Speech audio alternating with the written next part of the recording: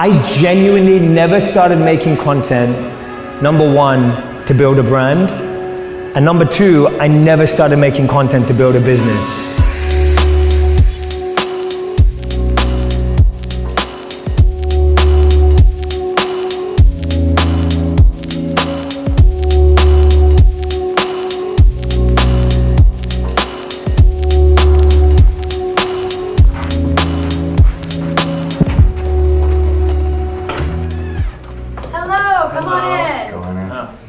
After you, good sir.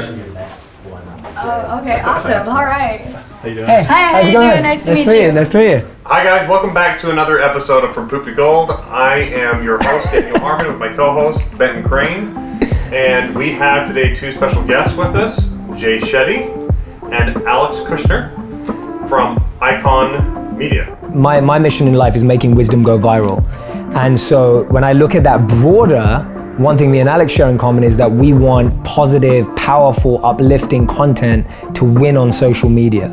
We don't want social media to be a place of negativity, to be a place of depression, to be a place of anxiety and stress. A few years ago, every company was saying you need to be a media company. And today, my biggest push to all companies is everyone needs to be a wellness company.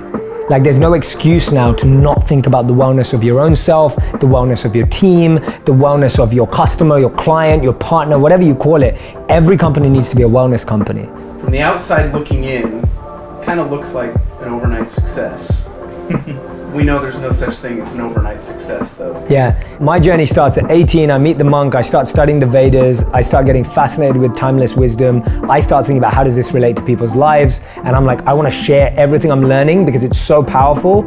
Everything I'm learning from these books and these monks, I'm like, I want to tell everyone about it. And I start going into how does this relate to the average kid living in London, because that's where I was born and raised. And so I used to give talks between 18 and 22 at universities. I had a society that I ran at university called Think Out Loud. And every week, 10 to 20 and then growing into 50 to 100 students would get together to hear me speak about philosophy, behavioral science, and psychology. And I would do these for free, so I made zero money. And so for me, I was literally like, I've been testing content for years. It's just that I took them online onto video 3 years ago. The overnight success piece, I get it. Like it does look like that because the offline and online world is so separate. But online success is usually based off a ton of offline success or offline failure.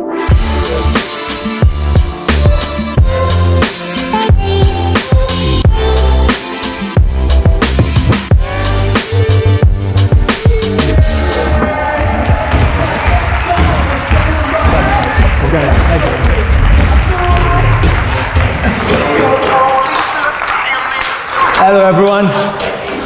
Thank you so much. Oh my God, I've never seen that before.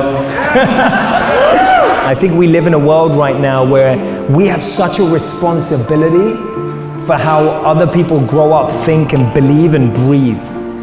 Like the young generations that are all growing up right now, like the amount of impact that one word you say, one product you sell, everything you do can either wire that person's trajectory into just consumerism and materialism, or you could be doing exactly the same thing and you could change someone's trajectory to passion, purpose, and living a meaningful and fulfilling life. Shareability is the currency of social media. If your content is less shareable, it gets less views, it gets less engagement. The most viewed content is the most shared content. The most shared content is the content that made you feel one of these things, not made you think one of these things. Still till this day, the number one feedback I can get is me opening up an email or a DM where someone's randomly messaged me and it says, you just stopped me from committing suicide. Like that, like nothing compares to that. Like genuinely no big deal size, paycheck, campaign, whatever, none of that compares to that feedback. Like if I read a message that says that, that message always gets a response. That is hilarious. So huge. I know. My wife is literally going to be like, your head is big enough, you do not need this. And so for me, what making wisdom go viral means is how do we make insight that is truly going to change the quality of someone's life accessible, relevant, and innovative. For too long, it's been hidden away in like special places with elite people, in spaces where people have to pay a certain amount of money. My thing was, how do we make it scalable and accessible to everyone? Until those 8 billion people in the world have access to this wisdom and a choice to define their happiness. I can't stop. Ladies and gentlemen, it's James Shetty. Come on! What? Hi, all. Those who don't know me, I'm Brendan Burchard. Hi, guys. Thanks for being here. And this is the legendary Jay Shetty. Ladies and gentlemen. Hey everyone, so grateful to be here. Thank you, Brendan. How many of you sit there sometimes and go to yourselves, I don't know what I'm gonna make my next video on? Right? And I get asked that question all the time. Like, Jay, when are you gonna run out of ideas? And I'm like, I can't run out of ideas because I'm always speaking to someone who has a challenge. Right? So there's no way of running out of an idea because everything's based on reality. And then you've got every conversation is informing your content.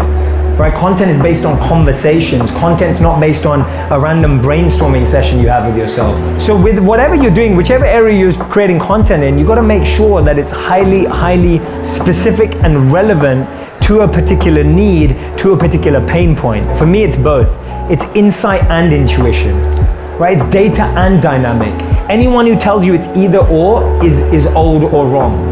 And so always look for that balance between the two, and that's what I started to do. Is that in the beginning I was totally intuition, and at one point I tried to do totally insight, i.e. data, and then I had to realize it was actually between the both. Don't get lost in imitating creation.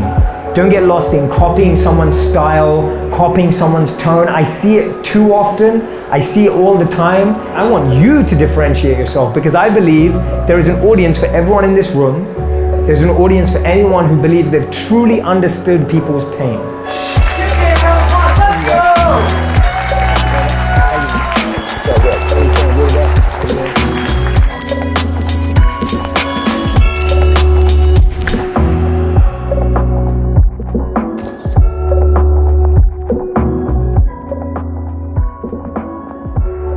So I've just finished speaking at the Traffic and Conversion Summit, and I was asked to speak about my journey from monk to media. And I always say yes to an opportunity like this because I get to speak to a group of incredibly successful marketers, but about not marketing, but about the heart of creating content, why we start making content. And I started with my two disclaimers. The first one is I never started any of this to build a brand. And the second one is I never started any of this to build a business. I want people to think beyond brand, beyond business. I want us to think about human beings. I want us to think about impact. I want us to think about making a difference in the world. I think one of the biggest challenges is that we're story selling, not storytelling. So we're thinking about selling first versus sharing an experience versus bonding over story versus creating a place of human bond and connection. Don't just think about what we want people to know after watching something or what we want someone to think after watching something. It's all about how they feel. It's what I ask before I make any video, any piece of content. How do I want someone to feel after watching this?